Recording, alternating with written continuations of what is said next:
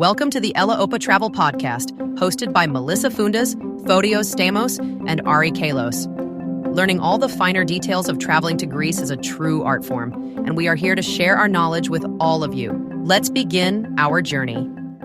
Welcome back to another episode of the Ella Opa Travel Podcast. I'm your host, Melissa Fundas, and I'm here with my co-hosts, Ari and Foti. Foti and Ari, interchangeable. I just found out you guys had like a meet cute, like forever ago. I had no idea that you guys have been friends for so long. Yes, but the rule of thumb is Ari, Foti. Ari first, always.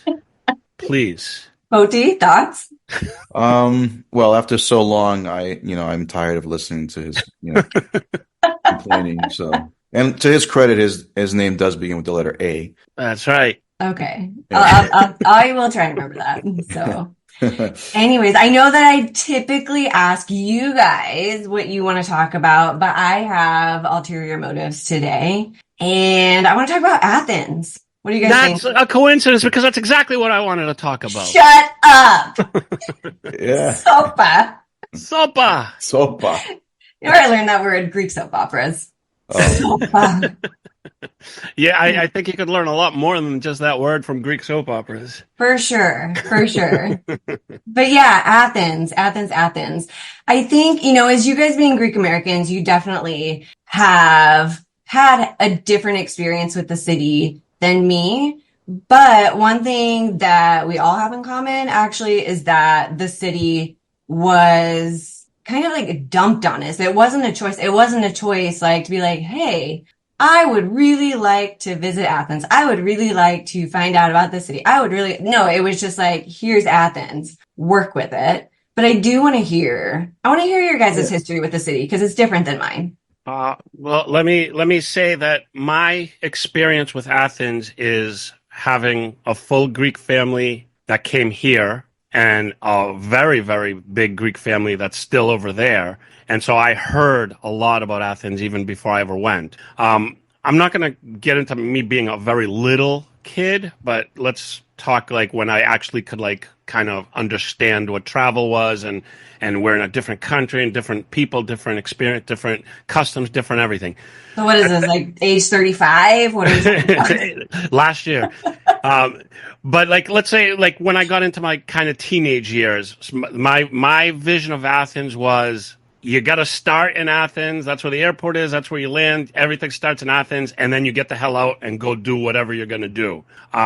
But we did have, we had a house in Greece for many, many, many years, and most of my younger years were spent at that house 3 months at a time in the summer.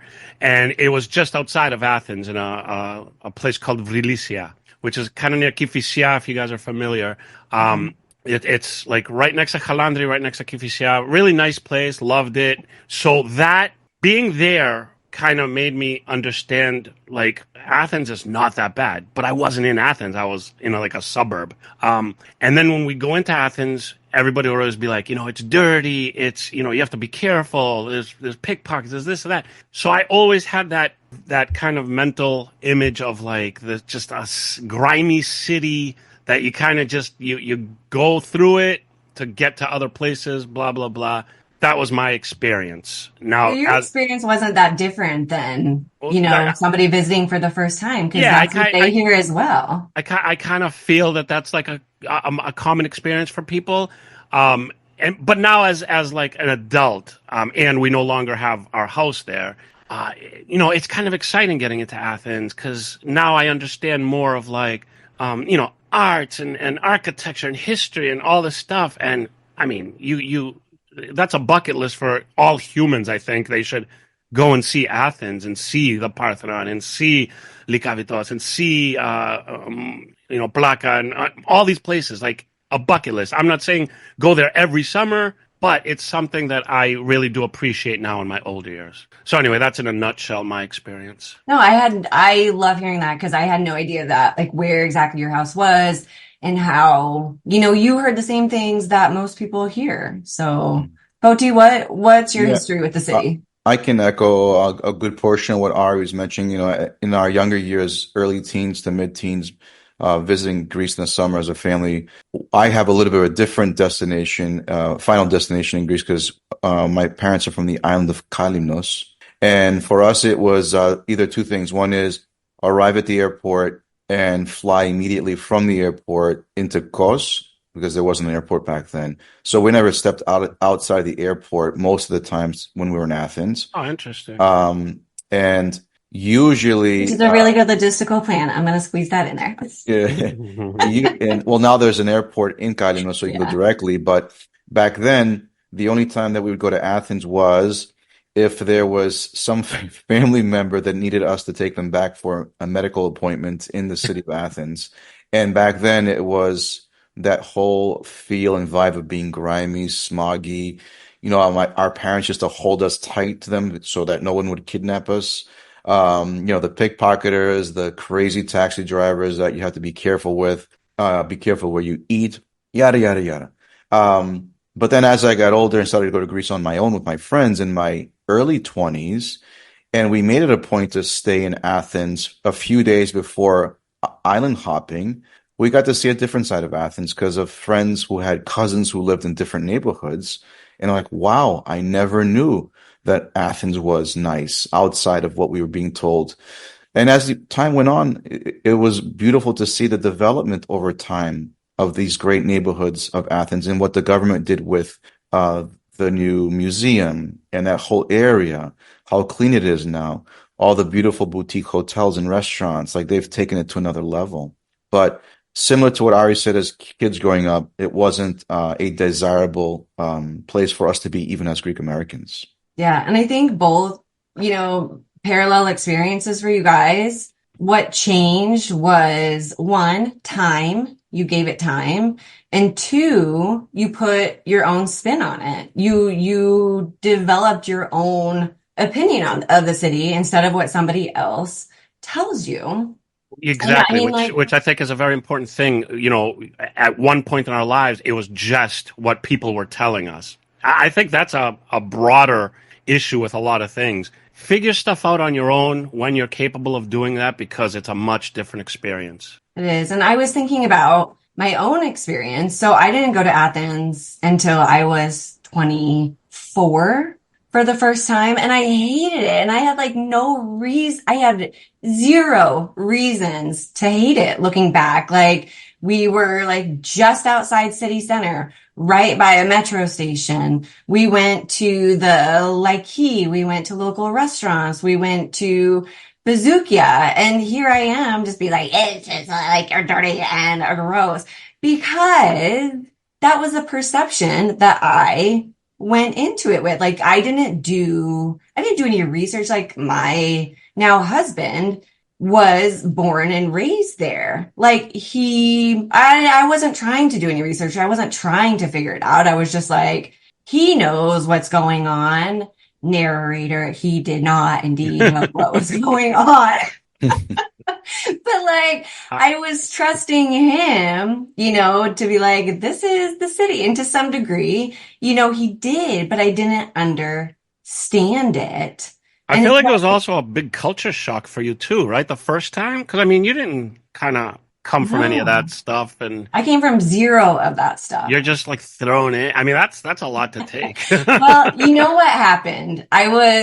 My first trip to Greece was really a weird hybrid of stuff. So we get to Athens, we get in a friend's car, we go down to the village. And my first experience in Greece is a teeny tiny village, which was also a culture shock to some degree, even though I'm from a small town. But, so we did that. Then I was living my best basic bitch life. And I was Mykonos, Santorini, let's do it, doing that. And then we go to Athens, not by, any choice of mine. That's just where the family apartment is. And I'm just that was the shock, to go from little village to Greek islands to Athens. And it's unexpected, but I didn't do any of my own research. Also, being in your 20s, can we just say real quick, how dumb of a decade that is of your life? How many decisions do you actually make on your own? How many that you're this is my idea? It's none, yeah. Right? Kind of. Yeah. I was just thinking about that. I was like, I still don't make my own decision. So, but it was just like every opinion that you make is like coming from somewhere else. And I was like, why did I think that? But, and I was thinking about this and it's like, and this is not a unique experience, you know, almost everybody has that doesn't seek the city out on their own. But it's like the similar idea to like, you can't appreciate how well a fish swims if you're so worried that it can't climb a tree. mm. You know, like you have to understand that fish cannot climb trees before you can appreciate it. Kind of Right. like what you guys said about like understanding it on your own. Yeah, that's that's a good analogy. I like that. I'm going to use it. But it's like people will go to Paris and be like, Paris, you know, like before they even get there. And then like they see it in its reality or like Rome or like Amsterdam. But when you say Athens, they're just like we're just gonna like stop through it and go. I heard that there's a whole entire like a mental description of being let down specifically with Paris in the name because so many people that go to Paris have this like wonderful image of it and it's like such a letdown when they get there because they're expecting just this like romantic because it's been used so often in rom-coms or movies or whatever and there's literally a whole phrase for being let down that has Paris in the name. I can't remember off the top of my head, but look it up. It's kind of interesting, but it's exactly what you're saying right now.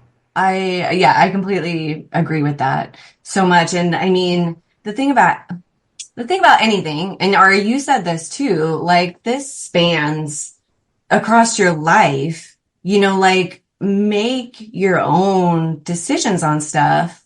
And, you know, I was trying to figure this out. I was like, how do I go from absolutely hating a city, talking mad trash about it, to 15 years later being like, I'm going to Athens? Like, where, like, what happened? Love Time frame. And Ari, I looked it up for you. They call it the Paris syndrome. Yes, that's it. Paris syndrome. But I mean, that applies to anywhere you go. That's like you're expecting something, and it's not like the way you expected it. But they call it the Paris syndrome. So, Kind of like hanging out with you. yeah, you always think all these great things, and then when I get into the room, you're like, wah, wah. Huge letdown. Trombones playing behind me. Yeah, but I think, you know, I don't think everybody gets the opportunity that we get to have this consolidated time with the city.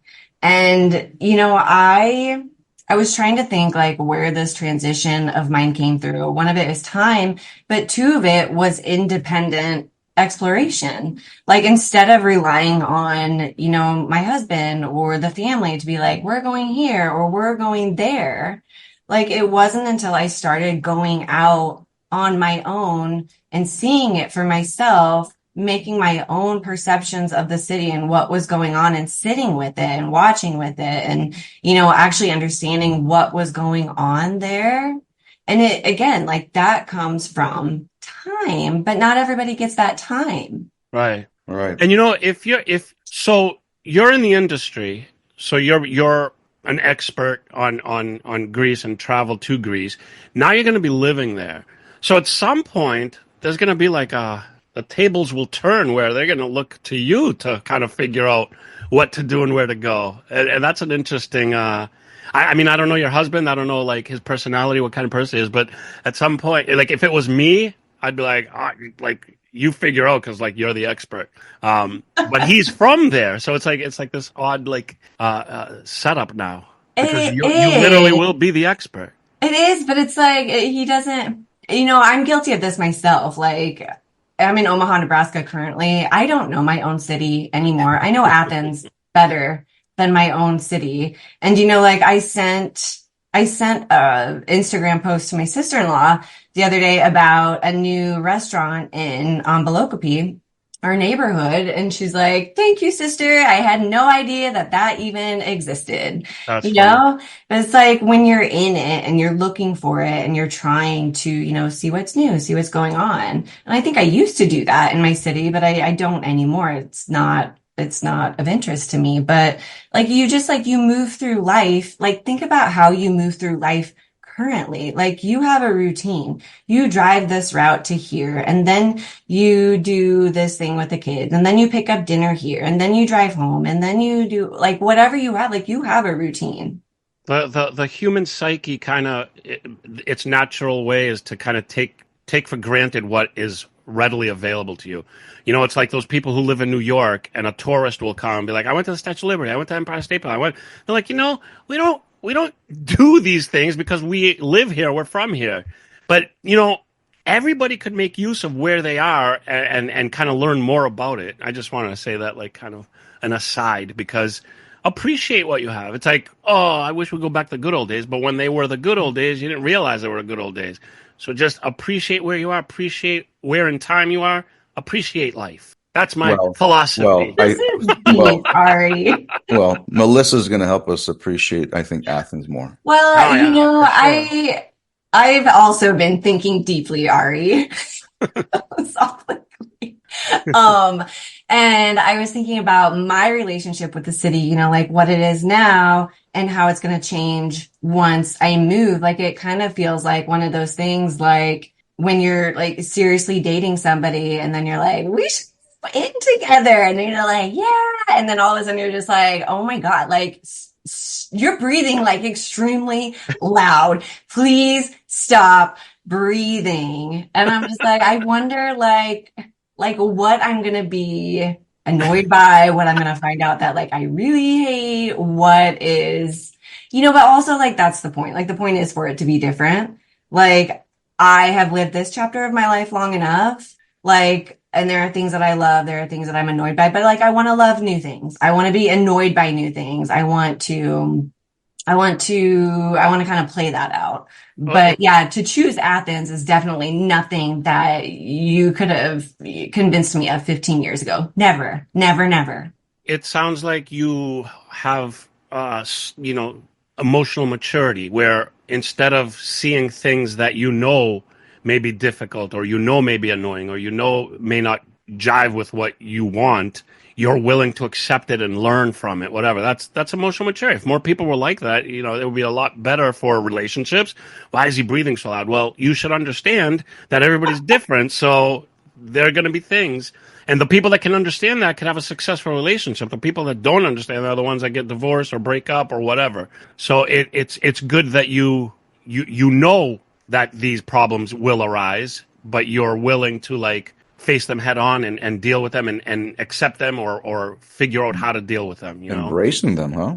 Embrace. And I think, like you said it in a roundabout philosophical way, but expectations are everything. Like going into the city and understanding that it's not Paris, it's not Amsterdam, like it's its own thing. Like, yes, there is graffiti everywhere. Like, yes, it's hot, but like expect it to be hot. Like it's August, for fuck's sake, like if you don't want that, like go at a different time, but don't like chastise a city because it's hot in August. Like make better choices, have better expectations, like be realistic. Don't like go into there with like this Instagram influencer mindset and being like, Athens is for me. And if it's not exactly what I want, then I'm gonna, be mad about it and say, skip it instead of actually giving it time. But again, most people do not get that opportunity. Like it was forced on me multiple times. And then like I learned to work with it, learned to love it, learned the city. But like if somebody told me more, realistic expectations before I went into it the first time, like I would have saved myself a lot of discomfort. Mm-hmm. Right. Yeah. I mean, so, all right, let's, so we have our experiences with Athens. Now, what, where does this go? Like you're moving there. What is kind of like your vision now that you're going to be there? What is your thought on the city itself? as a resident? Like, these are your thoughts as somebody who's working on bringing people there, but now you're going to be living there. So what's that thought process going to be? And if I can add, out of all the places that you could move to in Greece, why Athens? Yeah, guys, these are deep questions. Well, I've thought so much about this in different ways and roundabout reasons and this and that, but Athens is an international city. There's so many different people there. And Ari, you mentioned it before, like the creative energy that is coming out of that city, incredible. The artists, the musicians, the painters, the architects, the people that are reviving old buildings and, keeping the culture intact. I think it's endlessly interesting. The food scene, phenomenal. A lot of the new stuff that you see coming in it's Greek inspired, but they'll do like kind of like a fusion with their other outside experience. Like if they were if they studied culinary school in Japan, then like now we have like this Japanese Greek fusion restaurant of some kind, but like they keep the culture intact to some degree and then they add their own flavor.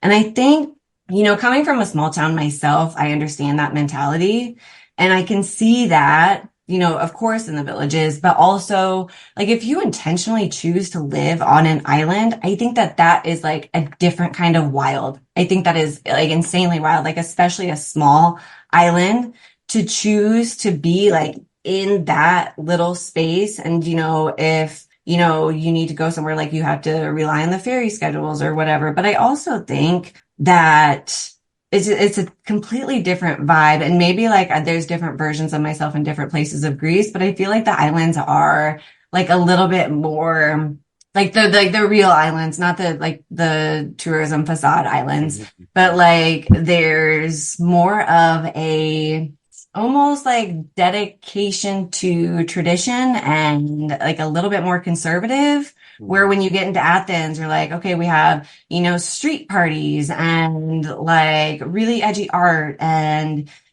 things happening in the city that you can't find in the villages or the islands. Well, you definitely described how humans kind of form together.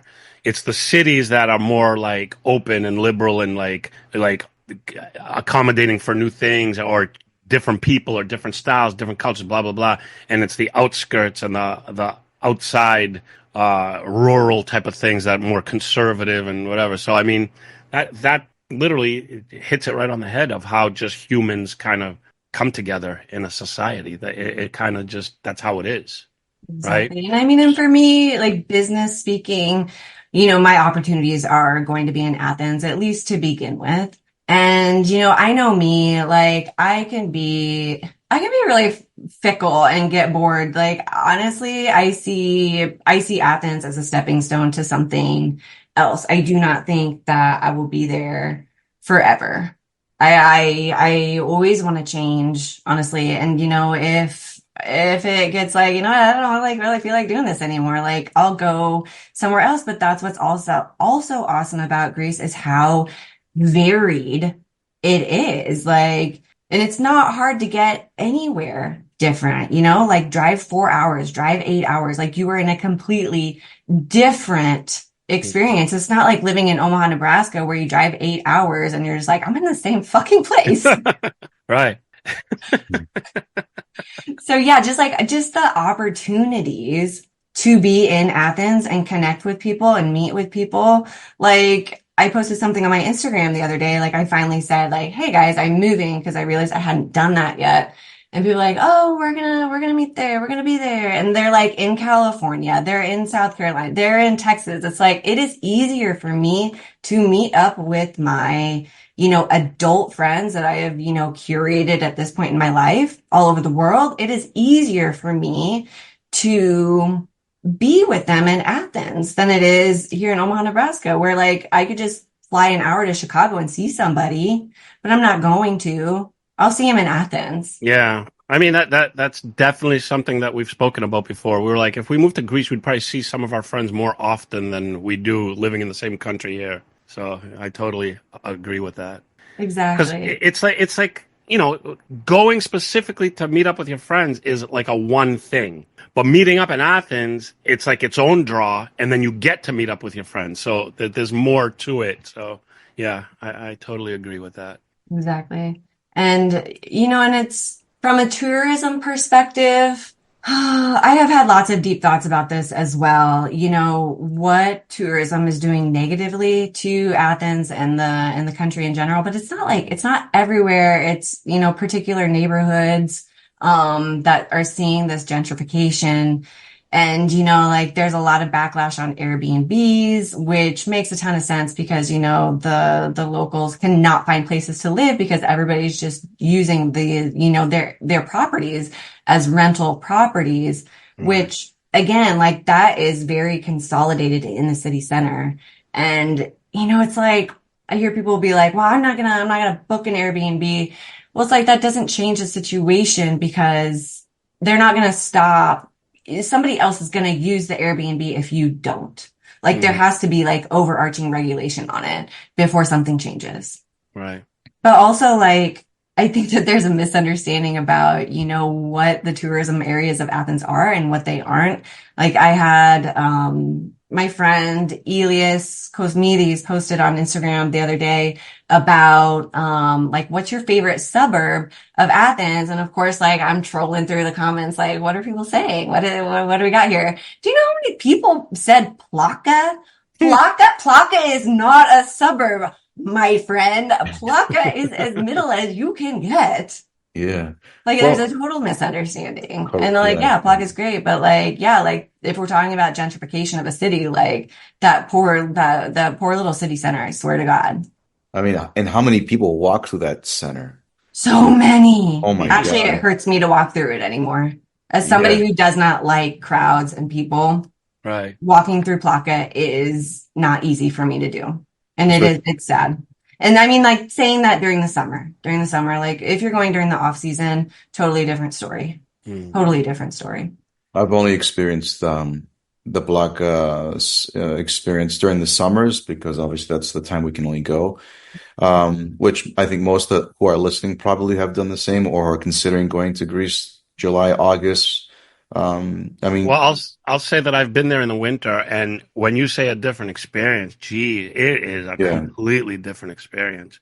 My whole winter trip to Greece was like I went to a new place. I wasn't in the same place that Yeah. I've been going to. No, it's totally different. Like I remember being there the last time I was there in November and I was walking down the street and I hear all these kids and I was like, what is going on? And like, oh, it's school. School is in mm, session. Or like you see like parents, taking their kids back and forth to school and, like everything is just like closed up a little bit different, but like people are still sitting outside. Like you get to do different things in the winter. Like I would not hike up Filopapu Hill in August, but I will absolutely do that in a November, December, Right. January. Like you do different things as well. Right. wow. I mean, you've given us so many reasons, in my opinion, to be in Athens all year round, not just July and August, right? But as far as Melissa, things that are happening in Athens. I noticed you mentioned on social media. I can't tell you how many posts I start seeing about really cool spots in the foodie industry, like the foodies that are out there.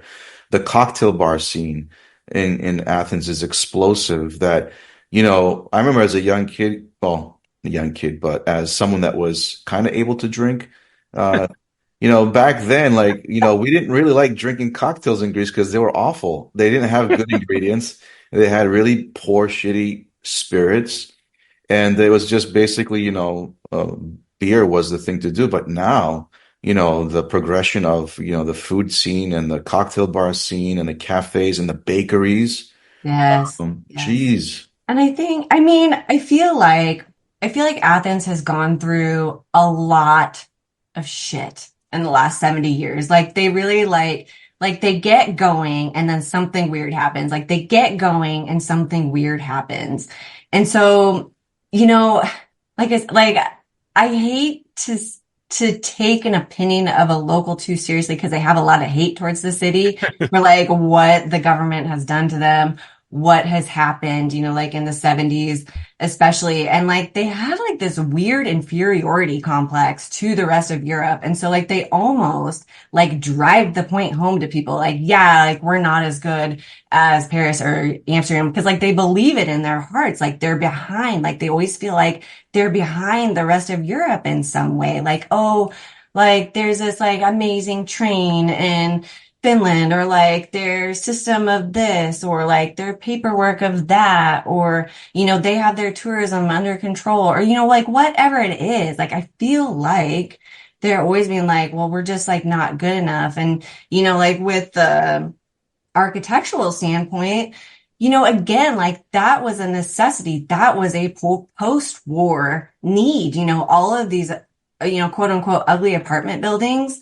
That was a need that had to be filled. And if you look at like the story of how that even happened, who stepped up to make these apartments happen, like it was just like regular people that like had these regular jobs. Like all of a sudden, like construction people were, like managing properties, and all of like the people that were managing properties were now like, like everybody stepped up to make this stuff happen. And very few architects were involved at all because they couldn't be. Like it had to be so quick. And so like, all of these neoclassical buildings got, demolished for the sake of making space for all these people that were coming into the city. And so, then you have these architects coming in from, France. I mean, like, this is just like an ugly city. Like there is no architecture, no design at all. Ugh. And like, but then like they stole the neoclassical design from Greece to begin with. Like they took it, they used it, Greece knocked it down, and then they come in and be like, yeah, Athens, you are ugly. But like, and then Athens is like, oh my God, we are ugly, and like don't even take any credit for their influence on the rest of Europe. Sorry, that was like a completely different tangent. But it's like if people understand that about like these apartment buildings that are everywhere. Yeah. Like, I think that that's an important piece of the puzzle as well. Man, I mean, this podcast should evolve into a psychological profile of because there's so much that goes into all these things. But it is. I think we definitely need another episode on Athens. 100%. I could go on for sure. So. I mean, there's lots of stuff that we haven't even touched upon that it would be good to talk about. But anyway, if I can ask Melissa, not offline, I'm going to Greece this summer. I'm gonna make it a point to hang in Athens for a bit, so maybe you can give me some pointers. I could do that. Yeah, for sure. We could do that. When are you coming? When are you going to be here? There? What? Sorry, I'm like being so confusing. I swear to God, I'm still in Omaha. Sometime for myself, mid-July.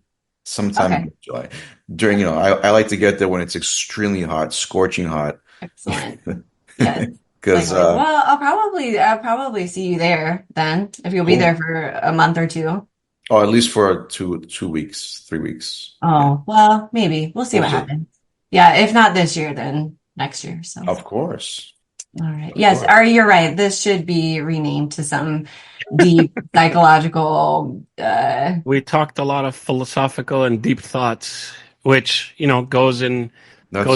meshes well with speaking of Greece. That's what happens when you connect with Greeks. You get all philosophical. That's true. You don't have a choice.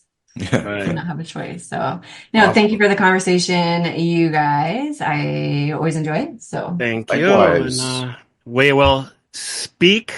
I don't know when, but next time, not too long, I'm assuming, unless you're completely shut down with the move. I don't know. I don't know. I will. Let's divert that question. Yeah. Cool. Well, anyway, stay tuned in the notes and everything, and we'll announce our next episode. But yeah, thank you, Melissa. Thank you, Melissa. Thank you, Ari and Foti, not Foti and Ari. The correct way. Thank you. All right. Bye, guys. See you guys. Take care.